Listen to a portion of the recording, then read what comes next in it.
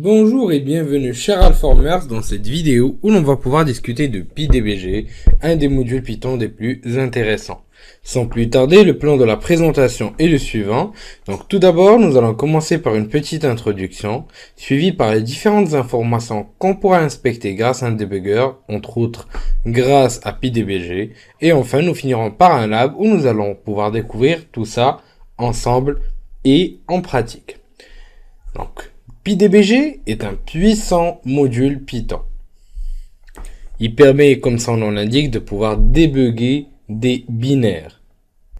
Mais avant de creuser encore plus profond, allons redécouvrir ce qu'est déjà la notion d'un débugger. Donc un débugger, de manière très simple, veut dire tout simplement pouvoir analyser un programme afin de pouvoir trouver et de pouvoir résoudre des bugs. C'est-à-dire donc dit et bug veut dire tout simplement en anglais réduire le nombre de bugs. Il nous permet aussi de pouvoir, donc je parle toujours du debugger, de pouvoir analyser un programme ou un binaire en nous permettant de pouvoir inspecter un processus en cours d'exécution ou le processus en cours d'exécution si on parle d'un programme spécifique.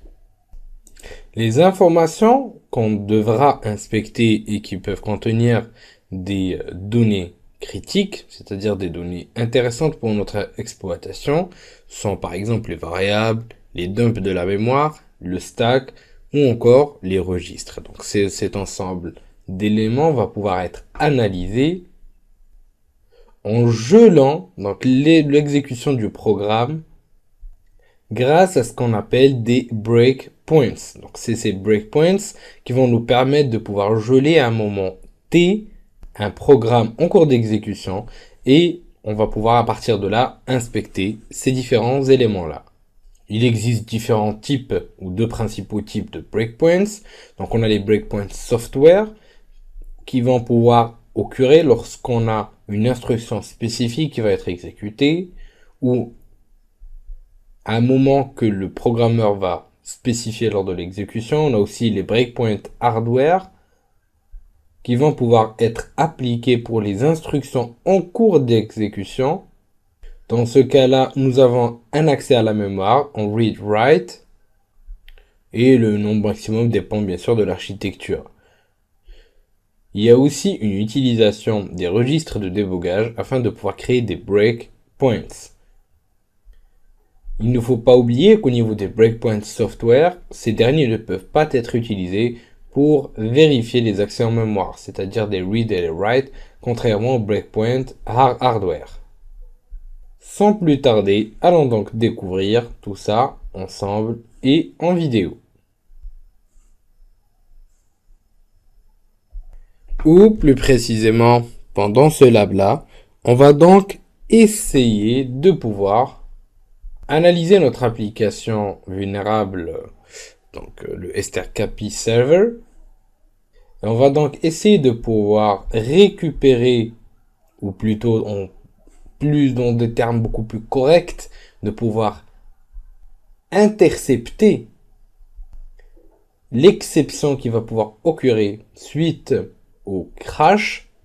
Et à partir de là, nous allons essayer d'analyser le processus. Par rapport à un programme qui va pouvoir tourner au niveau d'un debugger, quand une exception va occurrir, le debugger va pouvoir être notifié immédiatement. Et tout ça avant même de pouvoir gérer l'exception au niveau du programme. Donc on n'a pas le code de gestion d'exception qui va être invoqué au préalable. Ce qui nous laisse de la chance pour analyser le bug tout simplement. Et si le programme ne gère pas l'exception, c'est-à-dire qu'il n'y a pas un code pour gérer l'exception, alors là, le debugger va être notifié une seconde fois. Et nous, en tant que chercheurs, et dans notre contexte de recherche de vulnérabilité applicative, donc d'exploit, ce qui nous intéresse, c'est la deuxième partie, c'est-à-dire, ou la deuxième notification, c'est-à-dire lorsqu'on ne va pas avoir de code qui va gérer l'exception. Et c'est là en fait où il y a la plupart du temps des vulnérabilités à exploiter.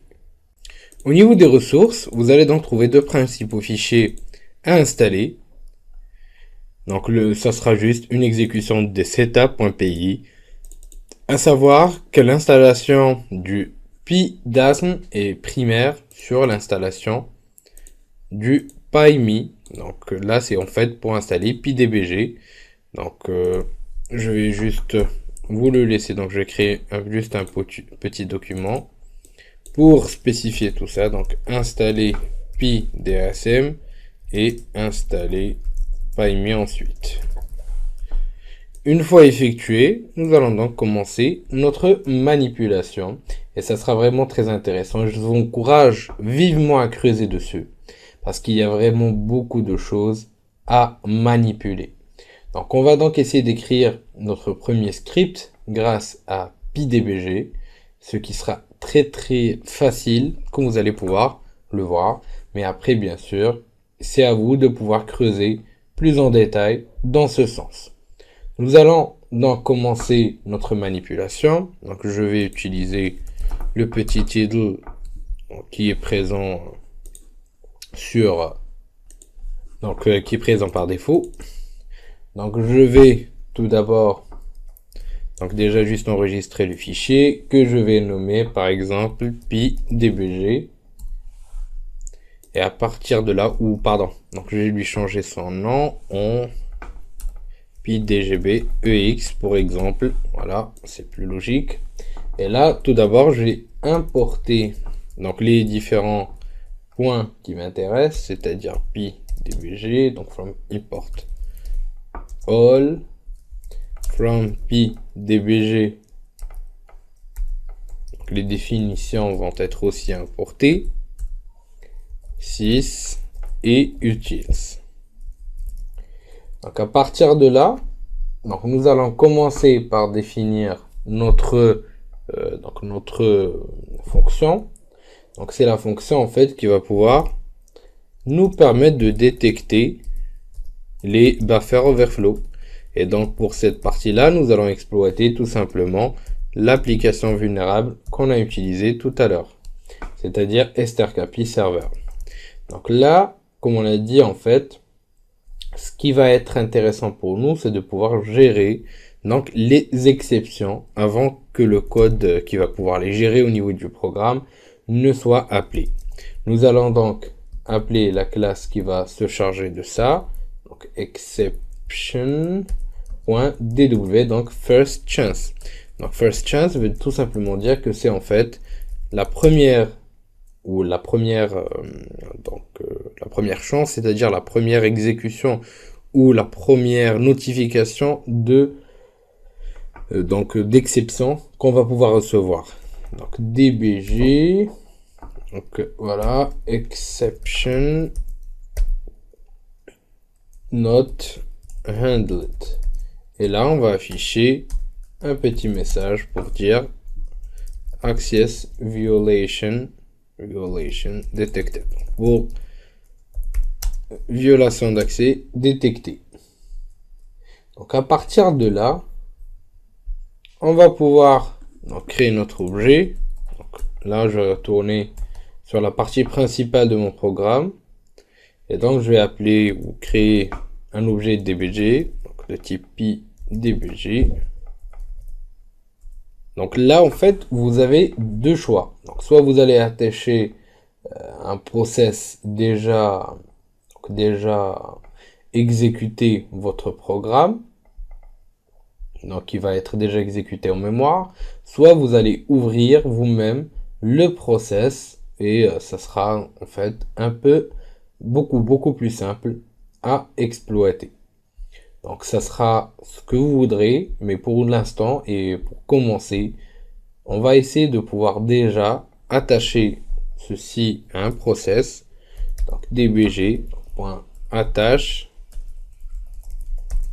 int, donc le numéro du processus qui va être donné en argument par l'utilisateur tout simplement. Voilà. Et nous allons spécifier un petit callback lorsqu'on va pouvoir avoir une exception. Voilà, exception de type violation d'accès. Voilà, violation relative à notre fonction detect overflow. Voilà, et nous allons exécuter tout ça grâce à un petit dbg.run. Bien sûr, il n'existe pas que ce type d'exception, donc ça dépendra de votre besoin, et donc ça dépendra de ce que vous êtes en train de chercher. Donc pour nous, on cherche n'importe quel type d'exception de type violation d'accès. Et c'est là en fait ce que j'aime le plus avec PyDBG, c'est-à-dire que lorsqu'on va voir ce type donc d'exception qui va pouvoir apparaître, on pourra par la suite spécifier en fait le code qui va pouvoir gérer cette exception. Et c'est là ce qui est le plus important, donc c'est à partir de là, c'est ce code donc qui va pouvoir nous aider à pouvoir regarder plus en détail sur ce qui se passe. Et comme je vous l'ai dit tout à l'heure, donc la première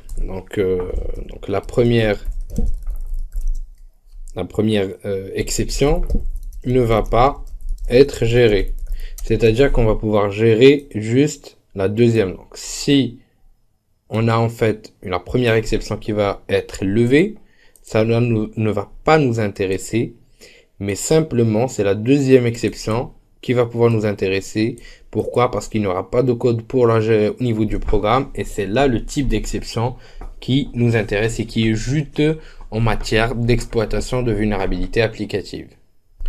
Donc maintenant, nous allons essayer d'exécuter tout ça pour voir ce que ça va donner.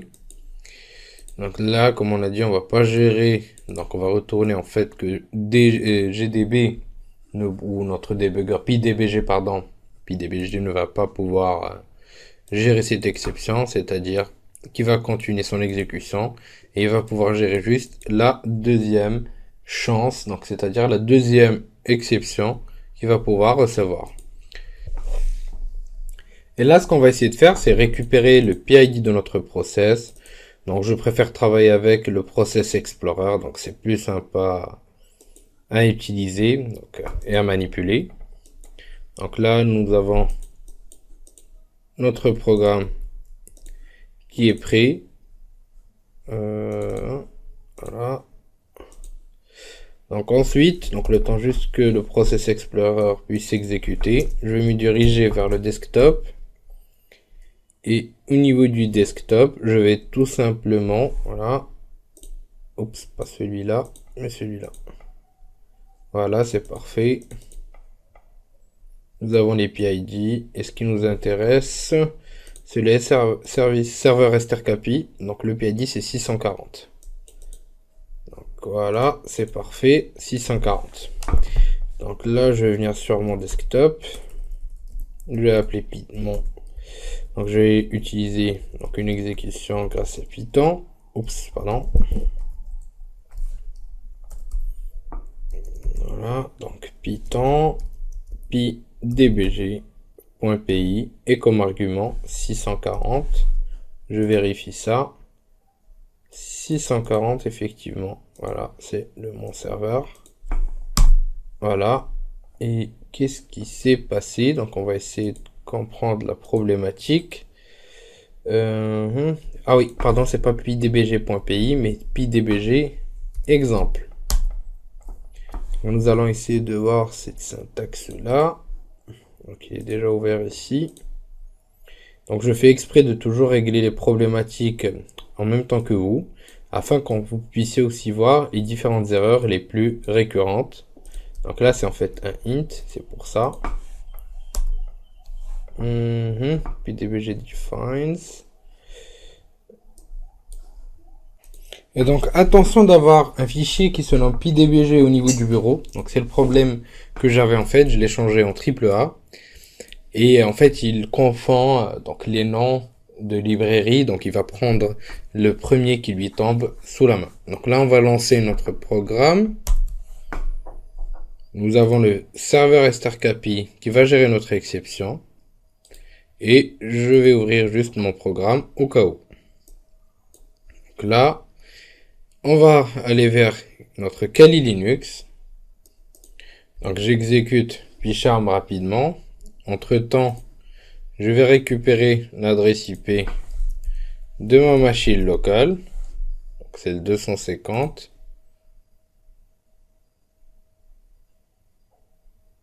Voilà, c'est magnifique. Donc là, je vais aller vers... c'est toujours le deuxième chapitre. Voilà. Et là, j'ai juste spécifié rapidement. Donc c'est Fusin. Voilà.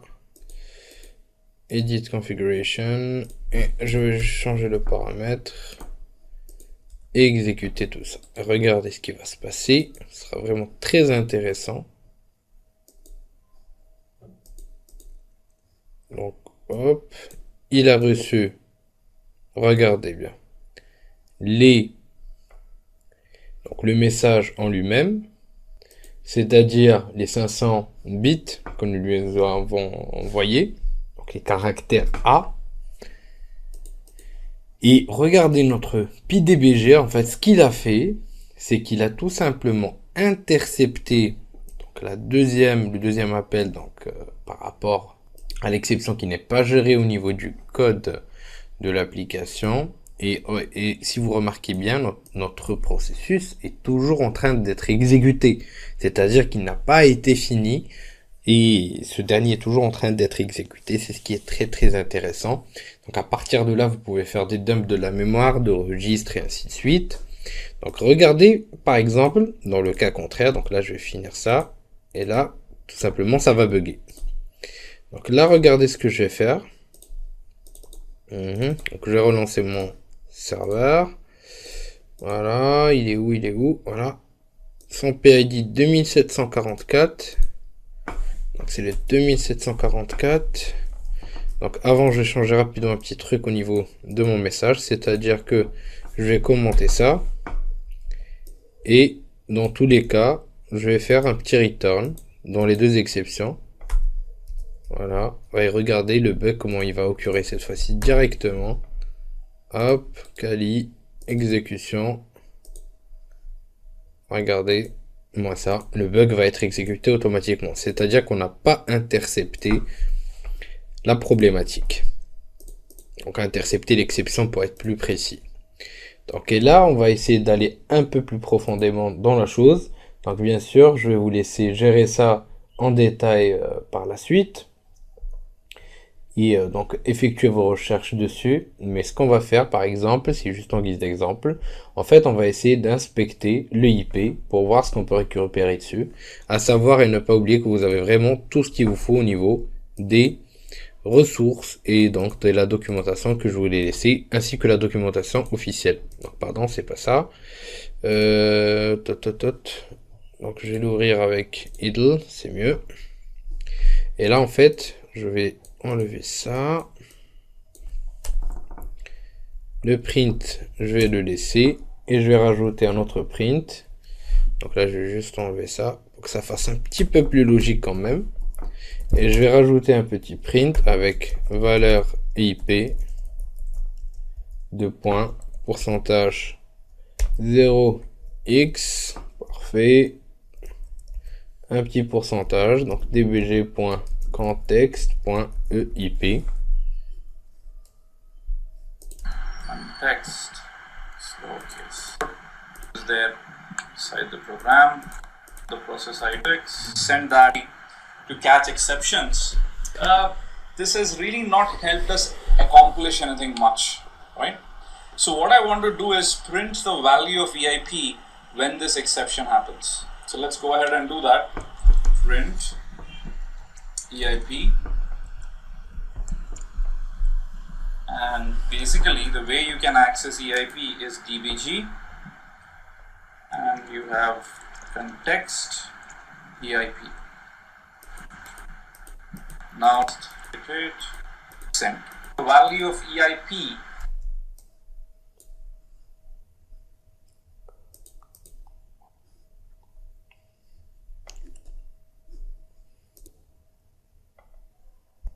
fonctionne parfaitement bien. Donc valeur IP dbg.context.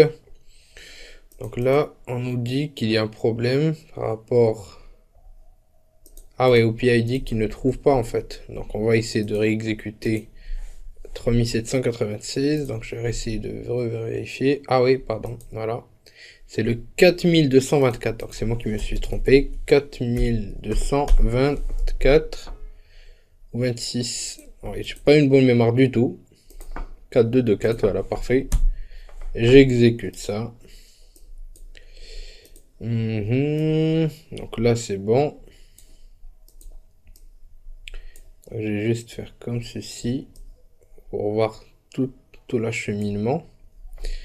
Et je reviens vers ma Kali et j'exécute mon programme. Et regardez la valeur de l'EIP qui est du 41 de 41 41 41 et qui est en fait tout simplement relative à l'exploitation donc ou au buffer overflow qu'on a causé avec l'ensemble des caractères A, rappelant que 41 la valeur hexadécimale de A. Je vous dis merci chers Alformers pour votre confiance et à la prochaine vidéo sur Alform.